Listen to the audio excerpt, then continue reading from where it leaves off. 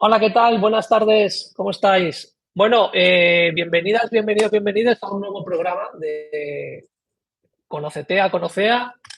Vuestras preguntas relacionadas con neurodesarrollo, autismo, TDAH y otra serie de condiciones del neurodesarrollo, también con neurodivergencias, que hacemos o que hago, a veces lo hago acompañado con alguien de mi equipo, algún invitado, invitada.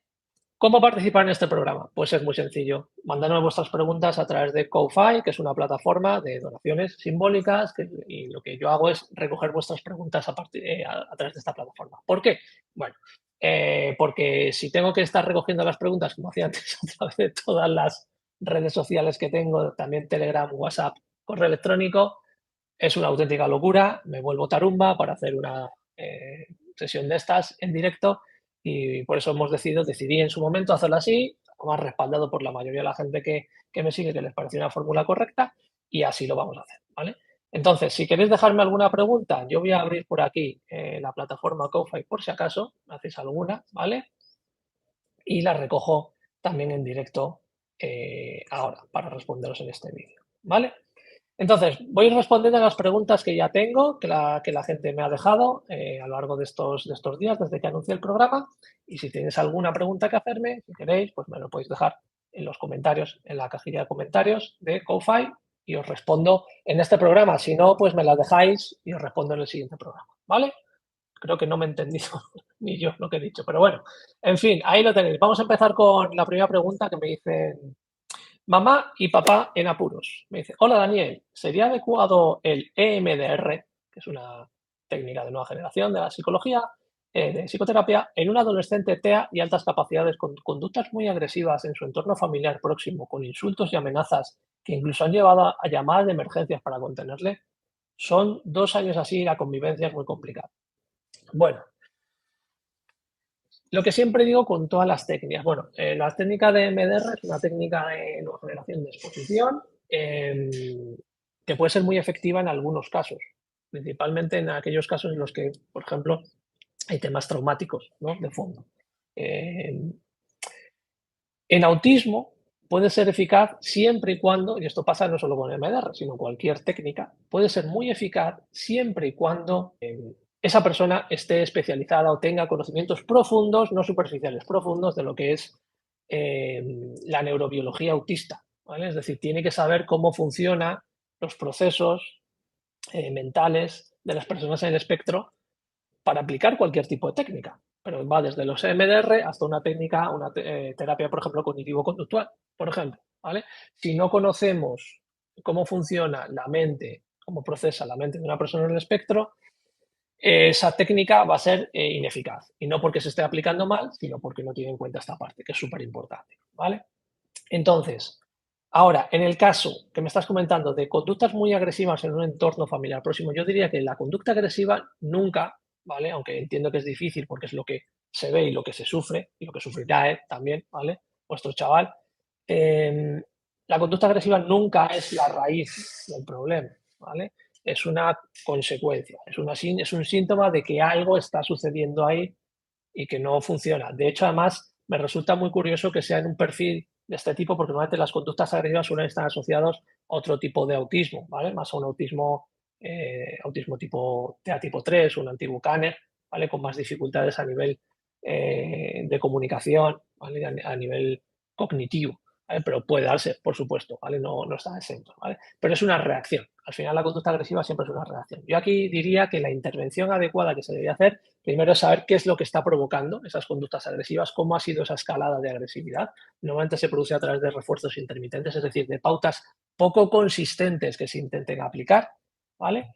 Y que, por supuesto, tampoco se tiene en cuenta el modo de procesar de una persona en el espectro. Entonces, te diría que aquí lo primero que hay que hacer es saber qué es lo que está originando esas conductas agresivas. Habría que hacer un buen análisis funcional que se denomina durante un tiempo para ver cuáles son los desencadenantes e ir a la raíz de las dificultades, ¿vale?, que están teniendo, ¿vale? Entonces esa es mi recomendación, no tanto la técnica que se puede emplear después, que puede ser MDR, puede ser otra, sino más bien tenemos que averiguar qué es lo que está pasando realmente con este chaval y por qué de esas conductas agresivas, ¿vale? Venga, vamos con la siguiente pregunta. Serezade me dice, ¿qué son realmente los intereses restringidos? Pregunta interesante. He oído de todo a profesionales de distinta índole, que si más del 80% del día estar con ese interés, que si dure más de 3 meses. No veo buena información sobre esto en ningún sitio. ¿Algún artículo sobre ello? Gracias. A ver, el tema de los intereses restringidos o especiales, por decirlo de una forma menos patológica, es una característica que se da en personas en el espectro y no solo personas en el espectro, que lleva, sobre todo se llama, desde el punto de vista psicopatológico se denomina restringido porque o te impide hacer otra serie de cosas necesarias, ¿vale? En el día a día, en la vida, ¿vale? Entonces, a ver, si lo analizamos así, puede ser un interés restringido, lo puede tener cualquiera, pero no es exactamente lo que sucede en autismo. En autismo lo que sucede es que no, por lo general tiene que ver con las hiperfocalizaciones que se producen en autismo. También se produce en otra serie de condiciones o trastornos como el TDAH. Tiene que ver con un interés exacerbado en conocer en detalle algún tipo de materia o de cosa o de hobby o de sujeto de ocio, ¿vale? Que normalmente es absorbente durante un tiempo, que es un tiempo indeterminado, no son 3 meses o 5, por lo general son menos, ¿vale? Y después cambia. Y luego hay otros que permanecen más a lo largo de la vida o que se va modificando, ¿vale? Por ejemplo, un chaval que tiene interés en los Pokémon, que es muy típico, obsesión con los Pokémon, se sabe todos los Pokémon, sus ataques, no sé qué, no sé cuántos, el nombre de los 200.000 Pokémon que hay, pero luego se desarrolla hacia un interés sobre la biología. Entonces sabe pues todos los tipos de animales invertebrados que hay en el mundo, por ejemplo. Y luego se va hacia otra serie de cosas que tienen que ver con la biología, ¿vale? Pues es un interés que sí que es cierto que es un interés que se podría llamar restringido o especial, pero que se va modificando.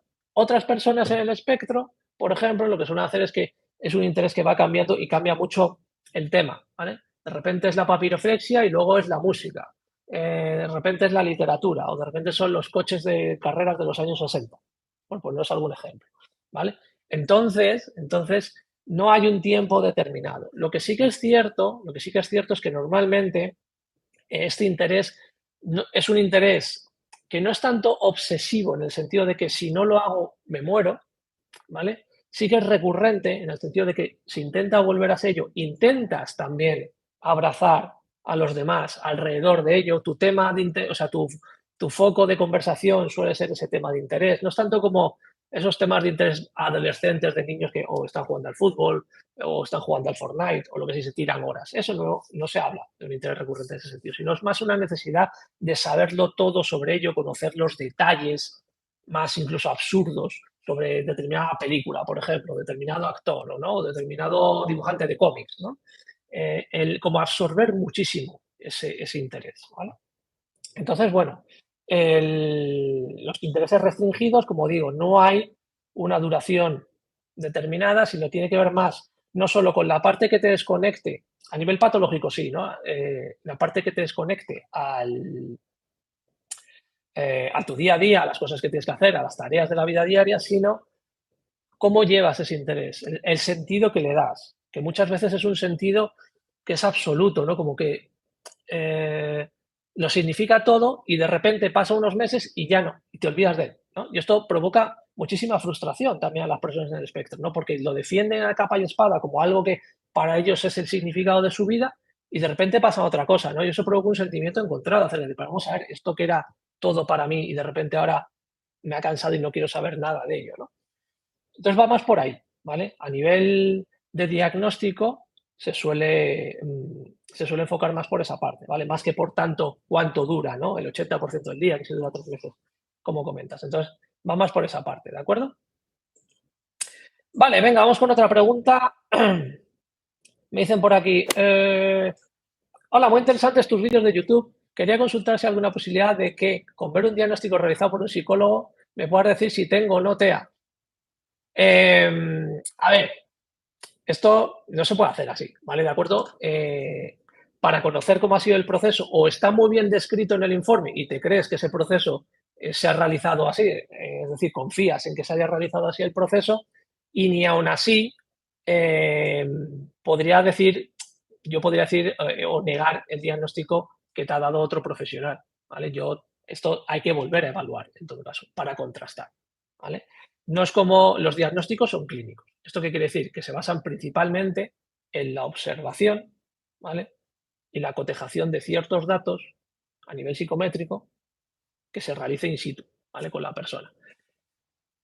Esto hace que, siempre os digo, los diagnósticos clínicos nunca son 100% fiables en ningún caso, por mucho que la evaluación sea muy, muy, muy exhaustiva. Siempre hay un margen de error o de confusión, ¿vale? O de sesgo o de error diagnóstico. Entonces, en tu caso, por mucho que yo me leyese los informes, si no te veo en una evaluación, ¿vale? Por lo menos en una o dos sesiones, no podría hacerme una idea, pero lo suyo sería volver a realizar, si tú no estás conforme con esa evaluación, volver a realizar la evaluación, volver a pasar las pruebas y realizar todo el proceso de nuevo, ¿vale? A ver, hay ciertas cosas que tienen que ver con el ojo clínico, ¿de acuerdo? Y que una persona que lleve mucho tiempo, pues a lo mejor puede decir, oye, me parece o no me parece, pero nunca, nunca, si nunca puedes decir al 100% con una evaluación súper exhaustiva, nunca vamos a decir, es que es imposible que me haya equivocado, ¿vale? Esto no son como las matemáticas, ¿de acuerdo? Pues mucho menos viéndote un par de veces, ¿de acuerdo? ¿Vale? Entonces, bueno, yo te recomiendo que si no estáis de acuerdo con las evaluaciones que os han hecho, por la razón que sea, oye, porque os la dan, os dan la explicación, no os llega, a reconfortar, ¿no? Esa explicación que os dé. Es decir, creéis que lo que vosotros sentís, veis, no se puede explicar con esa etiqueta diagnóstica que os han dado. Pedid una segunda opinión, otra evaluación, ¿vale? Claro, esto también depende mucho de cómo se hace esa devolución de diagnóstico, ¿vale? En muchos casos esa devolución pues, no es del todo correcta, ¿vale? Hay que invertir, ¿vale? La devolución de diagnóstico debería formar un porcentaje muy grande de la evaluación, ¿vale? Al menos 1, 2, 3 sesiones para explicar las cosas a ti, a tu familia, o explicártelo a ti otra vez, ¿no? Porque la primera vez es un impacto y no llega a encajar todo, no se llega a recordar todo. Dotar de espacios en los que poder comunicarse, si a nivel verbal no es tu fuerte, pues a lo mejor a través de correo electrónico, de mensajería, ¿vale? Y a veces no se acepta el diagnóstico porque la etiqueta fría, pues trastorno de ansiedad generalizado, pues no se recibe bien, no se entiende bien, ¿no? Entonces, bueno, como digo, hay que dedicarle un tiempo a la devolución de los diagnósticos y esto es algo que debemos hacer todos los profesionales, yo me incluyo, en los que tenemos que invertir más ahí porque la persona merece que expliques detalladamente no tanto las pruebas y a nivel numérico, y este 3 aquí sobre 10, ¿qué significa? Sino las implicaciones que tiene eso en el día a día, ¿de acuerdo? Si hay una disfunción ejecutiva, ¿qué es lo que pasa? ¿Qué es lo que le puede provocar? Si hay un tema de mentalización o de inferencias mentales, hay que explicar un poco qué puede producir eso, ¿no? Y eso requiere un tiempo, ¿vale? A veces requiere un proceso en el que pues, no se puede comunicar el diagnóstico y pretender que ya esté y ya está, ¿no? Y haces así, te lo quitas de en medio, ¿vale? Sí es cierto que a veces, y esto lo he comentado a veces, que la línea entre lo que es la comunicación del diagnóstico y esas sesiones posteriores, a veces la línea es muy delgada entre hacer eso y empezar ya un proceso terapéutico, ¿vale? Entonces a veces pues se entremezcla y tienes que llegar a poner un límite y decir, no, no, esto ya es terapia, ¿vale? Entonces esto es otro proceso que es distinto. Pero creo que tenemos que hacer los profesionales más inversión en esto, ¿no? De escuchar a las personas, y de explicarles las cosas las veces que sean necesarias, ¿vale? Porque un diagnóstico siempre es un impacto, para bien, para mal, es un impacto muy grande y la persona ha estado ahí confiando en ti, ha estado explicándote cosas muy personales, muy difíciles a veces, muy traumáticas en muchas ocasiones y tienes que dotarle de ese espacio de seguridad hasta el final y más allá, lo que parece un bucle guía. Ok, venga, vamos con otra pregunta que me dejaron aquí por Ko-Fi. Venga, me dice por aquí, Milagros, me dice, hola, una mano, hijo de 23 años que ha ido a varios psicólogos, identificado con rasgos TEA. Prueba por un punto no está en el espectro. A los 10 años ansiedad, observación clínica en caja. Ansiedad, depresión, burnout, hipersensibilidad, rigidez, dificultad social, terapia recomendada, terapeuta. Bueno, con 23 años, eh, entiendo que a los 10 años ya tenía ansiedad. Eso es lo que he entendido, ¿vale? O que después de 10 años ha tenido ansiedad. No, entiendo que a los 10 años ya está con ansiedad. 23 años. Con 23 años, a ver, como os digo, los diagnósticos dependen de muchos factores. Por mucho muy buen profesional que sea, hay determinados momentos que el paciente, por la razón X, pues no puede mostrar todo o no colabora o y entonces el diagnóstico pues no se hace correctamente o no es muy fiable, ¿vale? A ver, a mí me escama una cosa esto, que es el tema de la parte cuantitativa, esto de que por un punto no está en el espectro.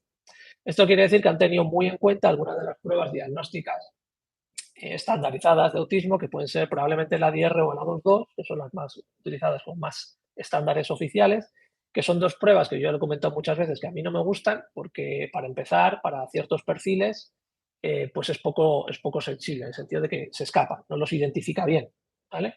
Porque está enfocado a unos perfiles muy concretos, niños con un perfil de autismo muy determinado, ¿vale? Del TA2 hacia el TA3, ¿vale? Los TA1 por lo general se suelen escapar. Entonces, a lo mejor es por eso. Se ha quedado solo este profesional con la parte cuantitativa, la parte numérica y toda la observación clínica que haya podido hacer, pues la ha dejado de lado. Y esa parte es muy importante. Es decir, muchas veces, esto lo he comentado en varias ocasiones y esto estoy muy de acuerdo con otros grandes profesionales como Amaya Arbas, que lo comentó en el Congreso de ETAP, y dice, a ver, muchas veces la parte de las pruebas te dicen que no, pero tu ojo clínico te dice que sí y tienes que seguir a tu ojo clínico. Las pruebas son unas pruebas que son estáticas, son frías, no son 100% fiables ni muchísimo menos. Como os digo, en concreto estas dos, que son las que creo yo que hayan utilizado con tu hijo, iba a decir con tu peque, pero no, tiene 23 palos ya, tiene 23 añazos, pues probablemente no son las más adecuadas para hacer una evaluación de autismo. Con 23 años yo no haría una evaluación de autismo, haría un diagnóstico diferencial, porque pueden ser muchas cosas aparte de autismo. Eh, yo valoraría otra vez antes de buscar terapeuta, sinceramente, Milagros, ¿vale? Es decir, eh, el problema es que si hay una neurodivergencia, sea autismo o sea TDAH u otras, probablemente una terapia de estilo convencional, aunque sea de las más científicas que hay, que pueden ser las terapias cognitivo-conductuales, probablemente a medio plazo, no digo a largo plazo, a medio plazo no sean efectivas, no funcionen. Por eso he comentado al principio, con una de las primeras preguntas. Si no se tiene en cuenta la forma de procesar la mente de una persona en el espectro, simplemente vamos a estar poniendo parches. Lo primero que, cuando se hace terapia, lo primero que tenemos que intentar buscar no es tanto solucionar los problemas, sino saber por qué se están produciendo. Y sobre todo, saber qué está pasando en el procesamiento cerebral de la persona, cognitivo, mental, como lo queráis llamar, sobre todo para decirle, oye, esto es normal o esto no es normal. En el sentido de decir, a ver, esto es patológico o no es patológico. ¿Vale? Porque si estamos hablando de autismo, estamos hablando de un procesamiento diferente que no es patológico, pero que cursa con una sintomatología que se interpreta como patología. ¿Vale? Entonces, esto es importante porque si tú vas una persona va a terapia y continuamente le está diciendo que está rota, que se tiene que arreglar, que no funciona bien, que esto lo tienes que cambiar, que lo tienes que hacer así o así, porque si no pasa esto o aquello, pues llega un punto que la persona se harta, está hasta las narices y dice, oye, pues que cambie tu tía, porque yo estoy harto de hacer todo el esfuerzo yo.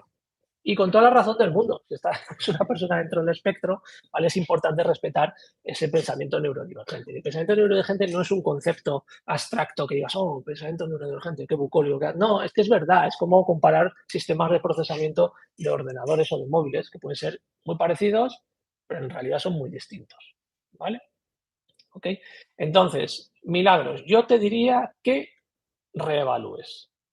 Hagas un diagnóstico, no de autismo, un diagnóstico diferencial, porque puede ser autismo, pero con 23 años una sintomatología autista puede ser muchas cosas distintas. ¿Vale? Entonces, hay que darle con el clavo, ¿vale? Tenemos que llegar al origen, hay que hacer un buen diagnóstico, esto es como todo. O sea, la terapia debería ser como cuando te vas a operar a pulmón abierto. O sea, tiene que haber un diagnóstico antes de rajar, ¿vale? Si es cierto que a veces rajas, un cirujano amigo mío, a veces rajo y encuentro cosas que no me esperaba, pero eso es muy raro. Por lo general se ha hecho un diagnóstico previo y sabes a lo que vas. Bueno, pues en psicología es lo mismo. Es decir, no podemos ir, venga, a ver qué es lo que pasa. Hay que hacer una evaluación exhaustiva antes de intervenir. ¿Vale? Quedemos con eso. Hay que evaluar exhaustivamente antes de intervenir. Si no, podemos estar cometiendo algunos errores. Y es cierto que en algunos casos tenemos que intervenir mientras vamos evaluando porque es cuestión de vida o muerte. Vale, ok, de acuerdo, acepto esa parte. Pero siempre tenemos que hacer una evaluación muy, muy, muy exhaustiva. ¿Vale? Venga, seguimos por aquí. Vamos con otra pregunta. Miriam, Me dice, vivo en Estados Unidos. Mi hijo 9 años fue diagnosticado en diciembre con autismo nivel 1. Aquí me recomiendan ABA. Yo no quiero que mi hijo cambie. Solo que sepa regularse emocionalmente y su ansiedad no lo domine. Solo con psicólogo es posible. Gracias. Muchas gracias, Miriam, por la pregunta. A ver, ABA es el análisis aplicado de conducta. Es una técnica, bueno, una corriente, más que una técnica, porque engloba muchas cosas, que, bueno, pues tiene muchos detractores, entre ellos yo, ¿vale? Sí es cierto que ABA ha cambiado mucho a lo largo de los años y ahora es un poco, tiene una cara un poquito más amable, pero hombre, más les vale, porque es que utilizaban técnicas y siguen utilizando algunas técnicas correctivas muy importantes que no van a la base del funcionamiento del procesamiento autista. Y esto ABA y cualquier ABA, hasta los más modernos, encuentro muchas fallas sistematológicas en su procedimiento y una de ellas es esta, ¿vale? Que no tiene en cuenta la forma de procesar distinta, el autismo tiene en cuenta el pensamiento polarizado, el procesamiento secuencial, el hiperrealismo, las inferencias mentales, la parte sensorial, ¿vale? No lo tiene en cuenta en el sentido de que intervienen en la conducta. Es una técnica conductual, ¿de acuerdo? Entonces, no tienen en cuenta esa parte a nivel mental, cerebral, ¿vale? Porque estamos hablando de procesos neuropsicológicos. Entonces, en general no lo recomiendo. Ahora, menos aún en un autismo nivel 1 que es el antiguo perfil Asperger, ¿vale? Sí es cierto que en otra serie de perfiles, ¿vale? Cuando hay muchísimas dificultades en comunicación, no hay, son niños no verbales o preverbales, así imposible implementar un sistema alternativo de comunicación, hay muchísimas dificultades en interacción. En esos casos, en algunas situaciones en las que peligre la vida del peque, dirá, oye, si no hay más opción, utilizamos una técnica ABA para, yo qué sé, impedir que le atropellen los coches, por así decirlo. O yo qué sé, o que se meta X cosas en la boca, porque se va a morir, ¿vale? Se va a envenenar. Todavía, en esos casos. Pero en un caso como el que tú me comentas, un autismo nivel 1, yo ni de broma recomiendo ABA, ¿vale? Punto número 1. Regularse emocionalmente la ansiedad. ¿Solo con psicólogo no es posible? Tampoco. ¿Vale? Esto es súper importante. Aquí hay dos factores importantes que tengo que comentarte. Miriam, primero, la intervención en autismo siempre tiene que ser una intervención en la que se generalicen los aprendizajes. Es decir, no sirve, no funciona, ¿vale? Con autismo te llevo 1 hora al día a la terapia y arréglame a mi niño o que mejore, ¿vale? El problema en autismo no es un problema en el autismo, es un problema en la interacción de la persona autista con el entorno. Por lo tanto, hay que intervenir en ambos, ¿vale? En ambas direcciones. ¿De acuerdo? Entonces, si ese psicólogo al que va os enseña a vosotros, familia, os enseña al contexto escolar, a todos aquellos contextos donde se mueva el niño, os enseña técnicas o qué podemos hacer para que, ¿vale? Tu hijo pues no tenga tanta ansiedad o pueda regularse mejor a nivel emocional, ok, de acuerdo. Pero si le vas a llevar al psicólogo solo para que ahí le cure, eso es un error, porque además no va a funcionar, ¿vale? Porque hemos visto, además el tema de las dificultades de generalización es algo que es muy característico del autismo, que además no se da en otra serie de condiciones o trastornos donde sí hay una mayor generalización de los aprendizajes. En el autismo no es tanto así, no se da tanto así. Entonces tenemos que intervenir primero, si puede ser en contextos naturales o si no, intervenir con la familia para que aplique en casa y también con los profesores para que apliquen en el cole, ¿vale? Y luego, por último, decirte que con 9 años, aquí habría que ver si el chaval ya es consciente de su condición o si incluso sabe su diagnóstico, ¿vale? Si es así, hay que intervenir en ese sentido. Hay que explicar qué es lo que pasa, qué es eso del autismo, ¿vale? Si no, probablemente se lo esté preguntando ya con esa edad, ¿vale? Y los niños no son tontos. Y si ha ido un psicólogo y le ha estado haciendo pruebas, etcétera, y este tipo de cosas, pues es, vamos, 2 más 2 son 4, ¿vale? Y los chavales en el espectro siempre van a querer saber, son los niños del por qué. Entonces van a querer saber qué es lo que le pasa y si no se lo explicamos, lo van a averiguar o se van a pensar cualquier cosa, ¿no? Entonces hay que intervenir ahí también, ¿vale? Sí, vale. Entonces, ABA yo no te lo recomiendo, menos un autismo nivel 1, casi en ningún caso, como os he comentado, con esas excepciones. Regularse emocionalmente. Tienes que saber que tu hijo procesa a nivel emocional de manera dicotómica. Entonces, va a ser siempre muy intenso, tanto para lo bueno como para lo malo.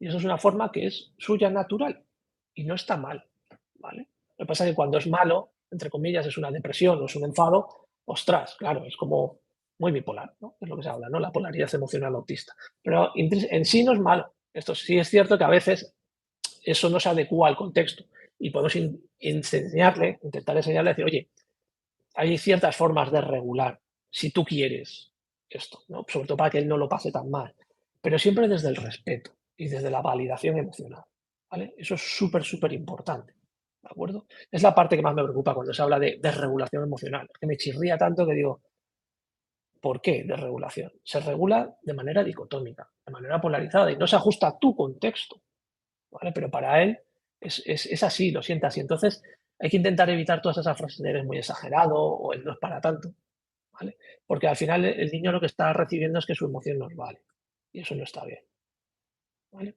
Entonces, bueno, esas son mis orientaciones. Miriam, espero haberte ayudado. Ostras, pregunta polémica. Hola Daniel, me encantaría saber, Carla me dice, ¿qué piensas respecto a la gente que identifican como PAS? Personas altamente sensibles o perfiles altamente sensibles. Son las siglas. Por lo que he leído, los rasgos son los mismos que puede presentar una persona autista en respecto a lo sensorial y emocional. ¿No puede quedar mucha gente excluida del diagnóstico? Muchas gracias. Bueno, muy buena pregunta, Carla. El PAS o los PAS no son diagnósticos, ¿vale? No están dentro de ningún manual de criterios clínicos, ni de diagnóstico, ni de nada, ¿vale? Es algo que es no oficial y que es una descripción de rasgos que tienen que ver con lo sensorial y con lo emocional y que se diagnostica, entre comillas, a través de un cuestionario. Cuestionario que es muy abierto y en el que cae cualquier persona mínimamente sensible, ¿vale? Entonces, cuidado con esto. Cuidadísimo con el tema del PAS, ¿vale? También con el tema de altas capacidades. Un día abremos ¿vale? El tema de las altas capacidades. El tema de los rasgos sensoriales está dentro de muchísimas condiciones y de trastornos, ¿vale? Está dentro del TEA, pero también está dentro de los TDAH, por ejemplo.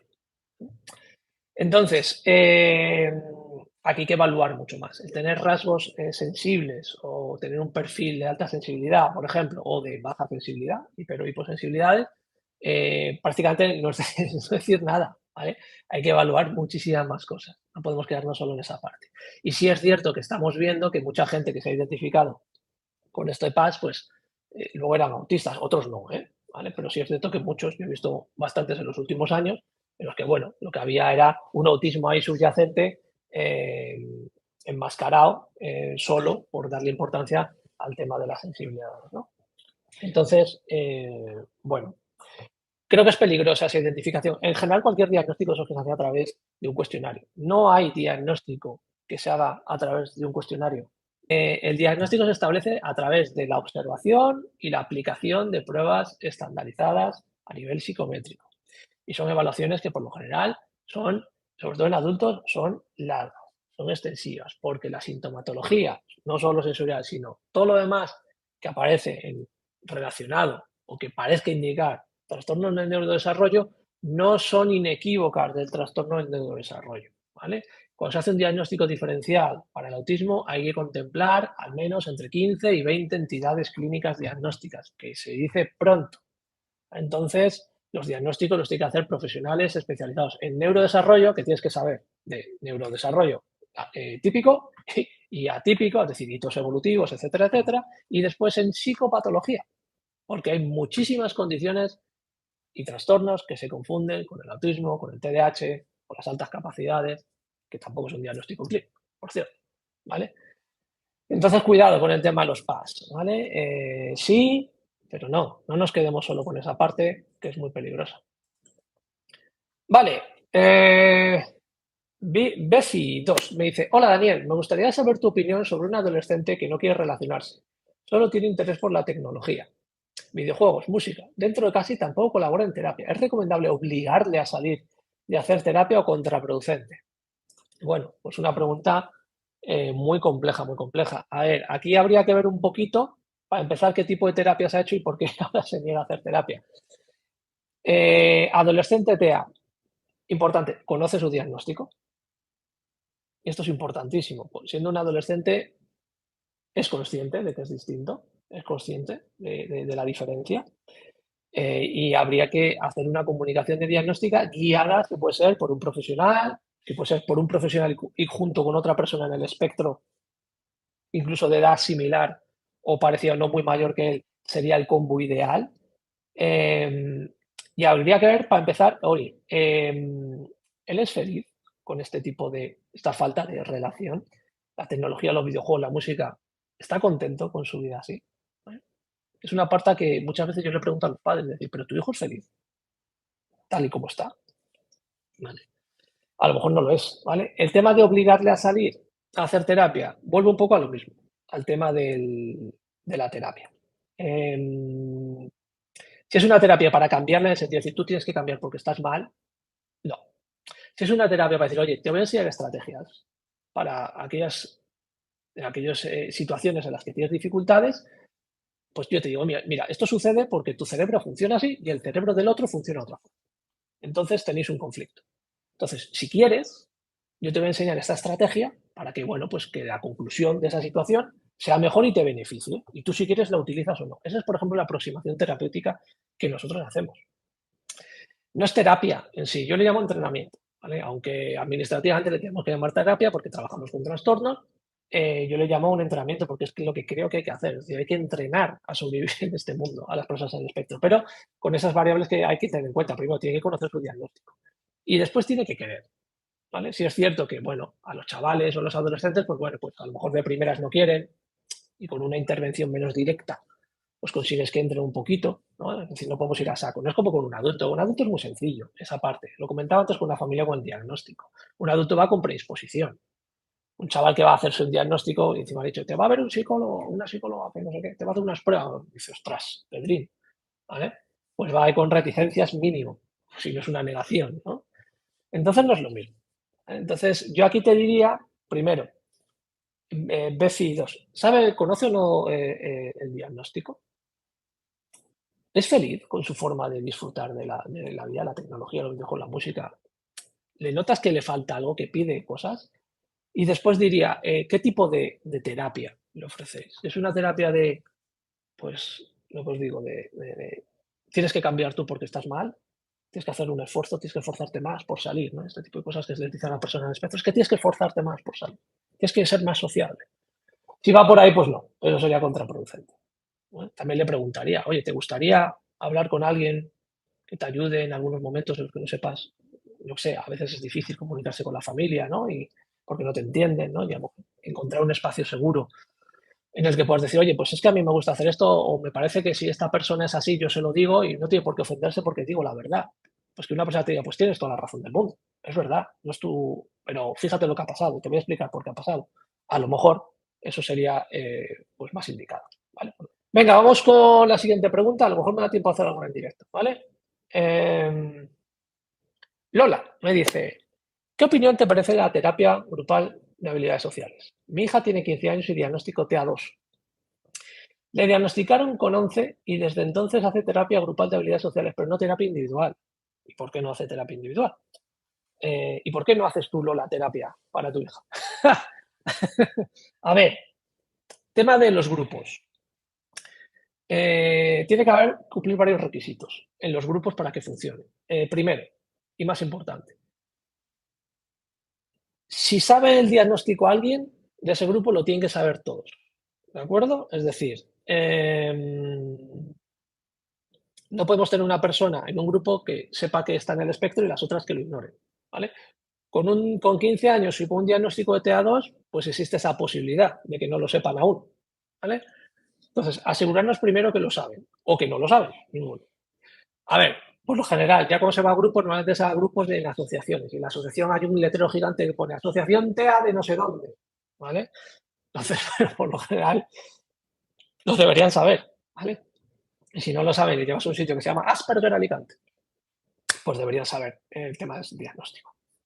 Entonces, una de las dificultades que hay muchas veces en autismo es las dificultades en interacción social. Entonces, ¿los grupos de habilidades sociales funcionan? Sí, pero vuelvo con la terapia. Funcionan si tenemos en cuenta pues, que las personas en el espectro, por ejemplo, el tema de la teoría de la mente, les cuesta hacer inferencias mentales porque se mueven más con la realidad. Es decir, oye, yo necesito saber qué es lo que piensas, no adivinártelo.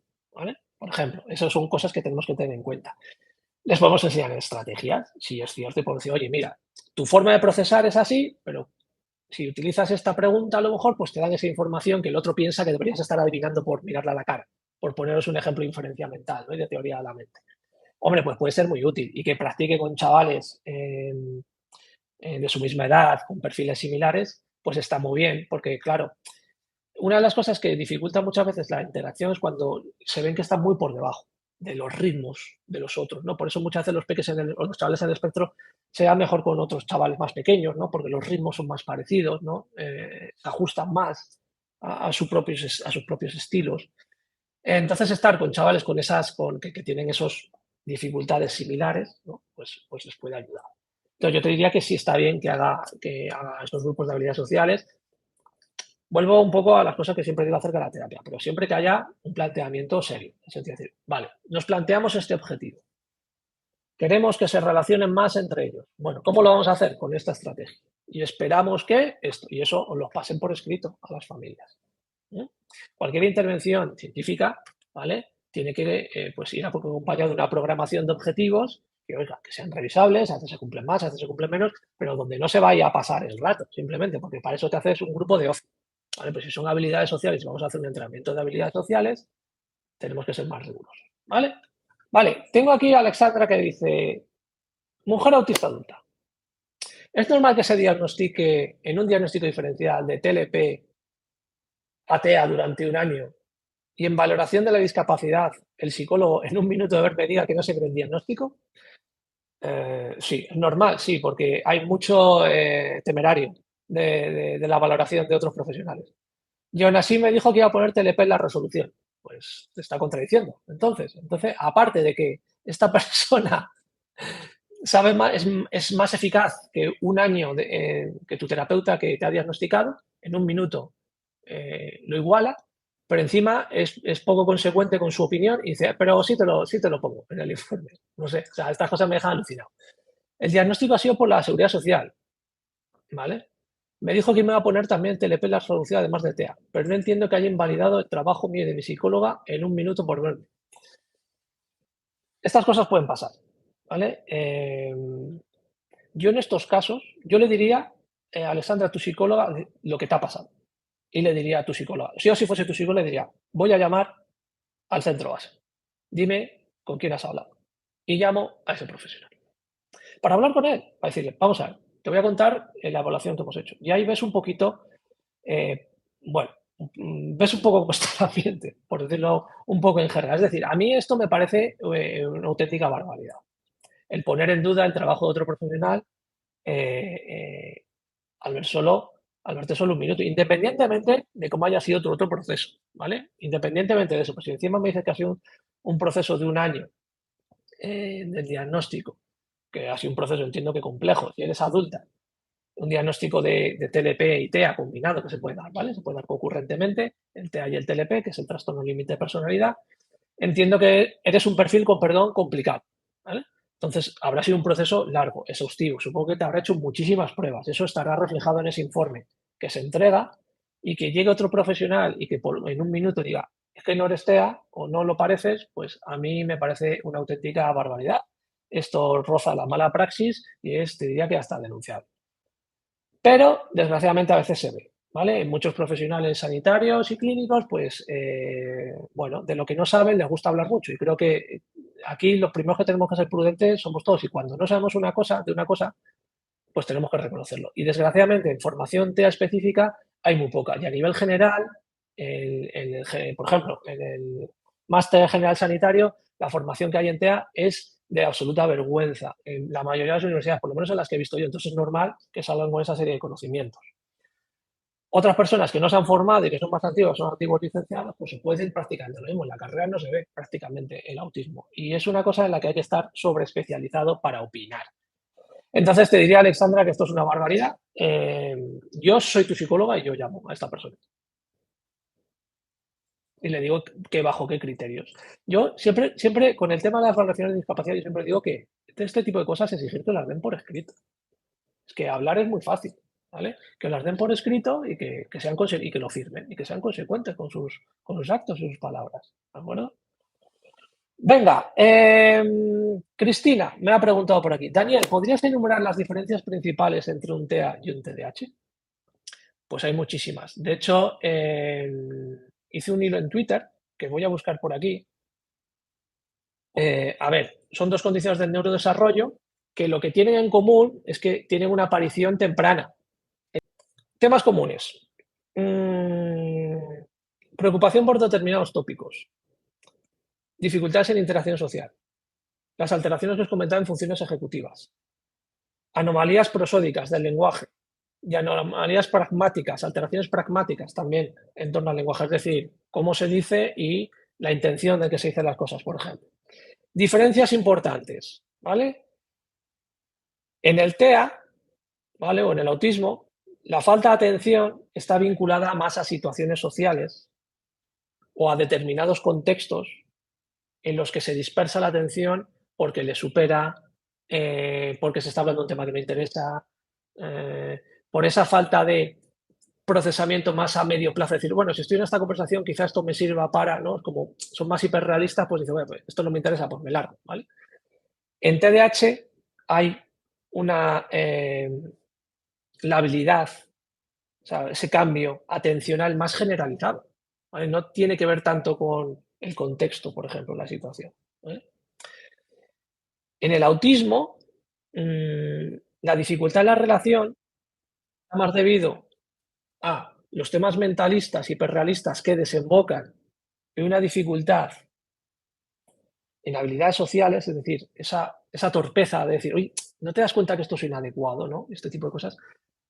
Y en TDAH casi siempre está más provocado por ese patrón impulsivo, ¿no? De no controlarse, ¿vale? Y luego está el tema del hiperfoco, ¿vale? Esta hiperfocalización, que sí es cierto que también se da en TDAH, en autismo se confunde y se asocia a la falta de atención, ¿vale? Hiperfocas en algo, pero luego todo lo demás lo desatiendes.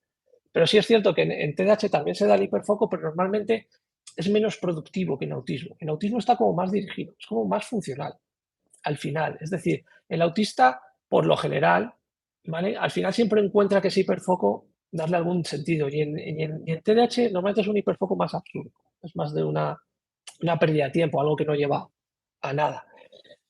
Esto es en la parte sintomatológica, ¿vale? Que es un poco lo que puedes encontrar y lo que se recoge más en los manuales, porque al fin y al cabo los diagnósticos clínicos, recordad que siempre se basan en sintomatología.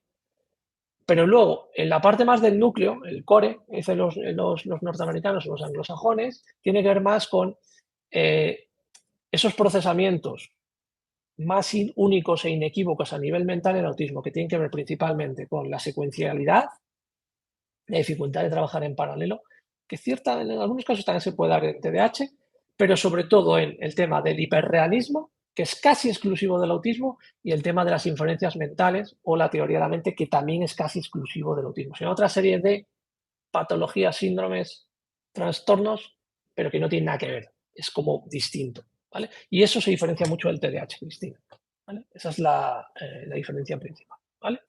Bueno, venga, pues voy a responder alguna pregunta por aquí. Me dicen por aquí Raquel y Bert, me dicen, TEA con déficit de atención, 16 años. Me dice que no nota diferencia a estar con medicación o sin ella. Le voy a dejar descansar en verano.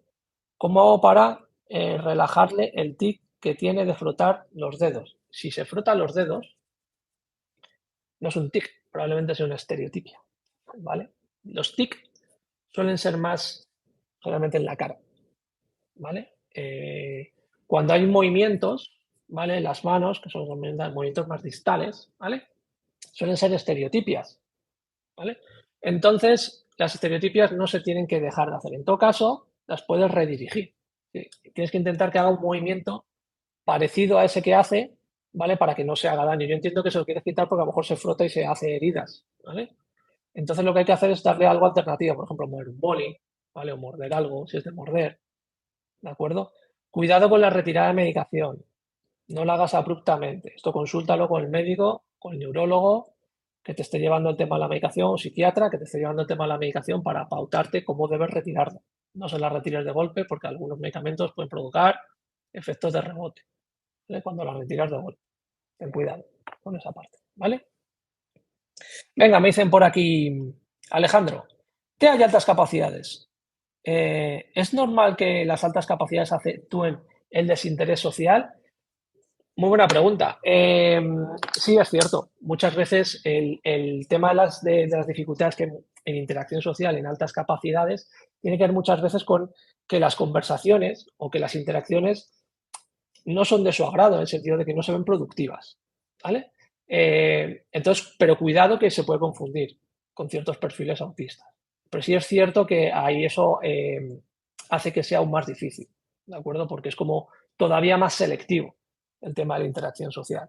Y el problema de las interacciones sociales y que las personas autistas tienen muchas dificultades para medrar, para estar en ellas y disfrutarlas, es que no ven ese sentido, como digo yo, a medio plazo práctico de la interacción social, que es como la interacción social no es en tanto en este momento, sino lo que pueda devenir desde ella. Y es difícil verlo porque hay que hacer una proyección a futuro que se hace de manera automática en los neurotípicos y que le estamos pidiendo a un autista que la haga de manera mecánica. Entonces esto es muy complicado, pero muchas veces como, bueno, te saludo pues para no llevarme mal, para no tener un conflicto contigo, por ejemplo, podría ser una forma de verlo, ¿no? Entonces esa interacción que es absurda, pues la haces productiva, ¿no? Por decirlo de alguna forma. Así que nada. Bueno, familia, pues si os parece, lo dejamos aquí, tengo 4 minutos, nada más para despedirme y preparar la siguiente visita que tengo ahora a las 6. Así que muchísimas gracias por estar ahí. El vídeo este lo dejaré colgado en mi canal de YouTube por si queréis verlo. No sé si le podré hacer una edición y os pondré las preguntas en él y os pondré los enlaces tanto en Instagram como en TikTok como en todas las redes sociales. Así que muchísimas gracias por estar ahí. Y si queréis conectarme conmigo, pues ya sabéis, tenéis el mail info@danielmillanlopez.com. Es la forma más segura de que os responda. Por redes sociales a veces se me pasan los mensajes, ¿vale? O si me escribís un WhatsApp fuera de horario, probablemente no lo pueda leer. Entonces, el correo info@danielmillanlopez.com, a eso os contesto siempre. Y si no contesto, pues me insistís, ¿vale? Que a veces puedo errar, soy humano, ¿vale? Y nada, si os ha gustado este vídeo, si lo estáis viendo en YouTube, por favor, si le dais un like, pues agradece mucho porque ayudamos a que el algoritmo, pues más gente, pues encuentre esta serie de vídeos en el que hablamos de neurodivergencia y de autismo desde una perspectiva menos patológica, más humana. Y si os suscribís ya al canal, pues os lo agradezco aún más. Así que nada, muchísimas gracias por estar ahí y seguimos en contacto. Nos vemos por aquí por las redes. Chao.